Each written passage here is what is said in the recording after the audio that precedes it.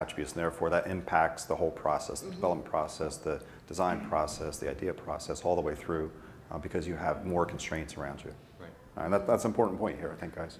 But we were still iterative. I mean, in the end, we still Sure. did, you know, it was a feature, we worked on that feature, you know, we fleshed out the design, we did the implementation, then it was the next feature. Right. So it was still iterative, but just not how you might typically do it in Sure. Yeah, not kind of wild west iterative, a little more controlled iterative, right?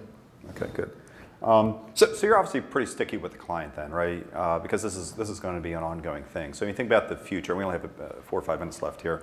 When you think about the future and how you take them forward, are you going to use pretty much the same process where you kind of go through this constant iterative mode in a somewhat tightly controlled environment? And do you have any big visions or plans for where this needs to go next, or where the client wants us to go next?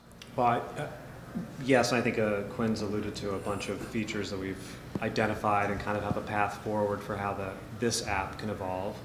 It can turn into offshoot apps, a family of apps, but I do think the first iteration was probably the biggest hurdle to overcome. That's now been approved, it's out there, we're getting feedback, we're getting good feedback.